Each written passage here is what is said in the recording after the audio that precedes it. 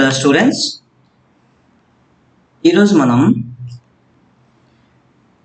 Web టెక్నాలజీస్లో previous question papers గురించి discuss చేద్దాం. దీంట్లో లాస్ట్ క్వశ్చన్ పార్ట్ సిలో write HTML and JavaScript program for addition of two numbers. The two numbers should be accepted from user using text boxes and the result should be displayed in a label and explain the each statement. So ఈ question కి answer ఎలా రాయాలి, so programme ఎలా రాయాలి, ఇవన్నీ చూద్దాం. So first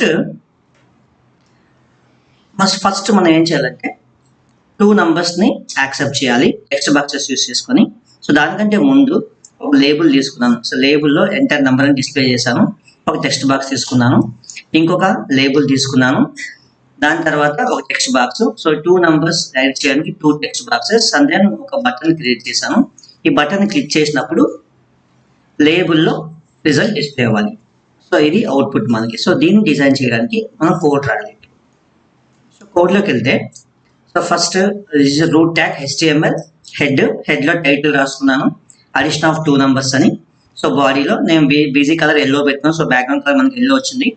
first మనకి enter number అని డిస్ప్లే అవ్వాలి. సో దాన్ని లేబుల్లో పెట్టుకున్నాను. సో ఇది label opening tag, label closing tag. Next మనకి టెక్స్ట్ బాక్స్ ఒకటి రావాలి కాబట్టి so input type equal to text, ఈ టెక్స్ట్ బాక్స్ ఒక ఐడి ఈక్వల్ టు నమ్ అని ఇచ్చుకున్నాను. So BR for next new line కోసం, so break the line. Next two breaks పెట్టుకున్నాను. తర్వాత ఇంకో లేబుల్లో మనకి నంబర్ 2 అని డిస్ప్లే అవ్వాలి. సో నంబర్ 2 అని డిస్ప్లే అవ్వడం కోసం label opening tag closing tag లో పెట్టుకున్నాను. నెక్స్ట్ దాని తర్వాత వెంటనే మనకి ఇన్పుట్ ఇంకొక టెక్స్ట్ బాక్స్ రావాలి. ఆ టెక్స్ట్ బాక్స్ కోసం input type equal to text అని రాసుకున్నాను, దీనికి ఒక ఐడి ఇచ్చుకున్నాను, ఐడి ఈక్వల్ టు num2 అని రాసుకున్నాను. సో డైరెక్ట్ బ్రేక్ రాసుకున్నాను. నెక్స్ట్ మనకి దీని తర్వాత ఒక బటన్ క్రియేట్ చేశాను. సో బటన్ ని క్లిక్ చేసినప్పుడు సో బటన్ మీద టెక్స్ట్ యాడ్ అని వస్తుంది. So button opening tag, button closing tag. So button on click అంటే బటన్ ని క్లిక్ చేసినప్పుడు యాడ్ నంబర్స్ అనే ఫంక్షన్ ఎగ్జిక్యూట్ అవ్వాలి. ఇది జావా స్క్రిప్ట్. సో నెక్స్ట్ మనకి రిజల్ట్ ఎక్కడ డిస్ప్లే అవ్వాలి, లేబుల్లో డిస్ప్లే అవ్వాలి. సో లేబుల్ కోసం మనం ఏం రాస్తున్నామంటే ఇక్కడ లేబుల్ ఒక ఐడి ఇచ్చుకున్నాను, ఐడి ఈక్వల్ టు రిజల్ట్ అని ఇచ్చాను.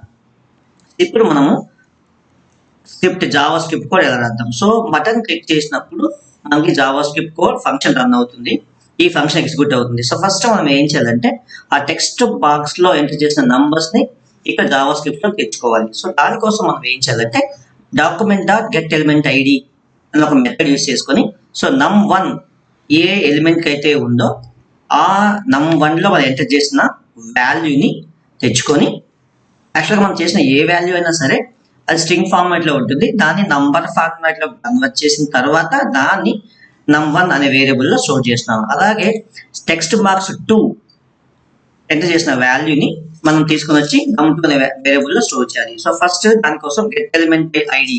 సో ఏ HTML డాక్యుమెంట్ లో ఏ ఎలిమెంట్ కి అయితే num2 అని ఐడి ఉంటుందో ఆ ఎలిమెంట్ మనం తెచ్చుకుంటున్నాం జావా స్క్రిప్ట్ లోకి. తెచ్చుకున్న తర్వాత దాంట్లో ఉన్న వాల్యూని తెచ్చుకుంటున్నాం, ఆ వాల్యూని నంబర్ లో కన్వర్ట్ చేసి ఆ వాల్యూని num2 లో స్టోర్ చేస్తున్నాం.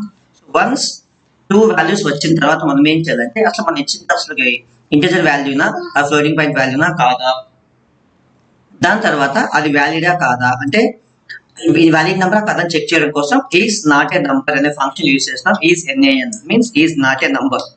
సో num1 ని num2 ని రెండింటిని మనం చెక్ చేస్తాం ఈజ్ వ్యాలిడ్ కాదా. ఒకవేళ వ్యాలిడ్ కాకపోతే ఎంటర్ వ్యాలిడ్ నెంబర్ అని డిస్ప్లే అవుతుంది. సో వన్స్ వ్యాలిడ్ నెంబర్ మనం కనుక యాడ్ చేస్తే అంటే మనం ఇన్పుట్ ఇచ్చిన తర్వాత సో num1 num2 రెండు యాడ్ చేసి రిజల్ట్ లో స్టోర్ చేస్తాం. సో వన్స్ రిజల్ట్ స్టోర్ చేసిన తర్వాత దాన్ని మనం ఎక్కడ డిస్ప్లే చేయాలంటే లేబుల్లో డిస్ప్లే చేయాలి. సో లేబుల్లో డిస్ప్లే చేయడం కోసం లేబుల్ యొక్క ఐడి ఏంటంటే రిజల్ట్. సో మనం ఫస్ట్ ఆ ఎలిమెంట్ ని ఇక్కడ జావా స్క్రిప్ట్ లో తెచ్చుకోవాలి. So get element by ID result, దాంట్లో లేబుల్ కి మధ్యలో టెక్స్ట్ మనం ప్రింట్ చేయాలి. So inner HTML equal to అక్కడ ఏమని ప్రింట్ అవ్వాలి, రిజల్ట్ అని ప్రింట్ అయ్యి పక్కన రిజల్ట్ కూడా ప్రింట్ అవ్వాలి. అంటే 2 + 2 అంటే 4 ప్రింట్ అవ్వాలి. సో జావా స్క్రిప్ట్ మనం క్లోజ్ చేశాను. సో బాడీ క్లోజ్ చేశాను, HTML క్లోజ్ చేశాను. నెక్స్ట్ దాని తర్వాత మనం అవుట్పుట్ చూసామంటే మనకి సో ఫస్ట్ నంబర్ 34 ఇచ్చాను, సెకండ్ నంబర్ 23 ఇచ్చాను. సో బటన్ క్లిక్ చేసినప్పుడు మనకి అవుట్పుట్ ఇలా వస్తుంది.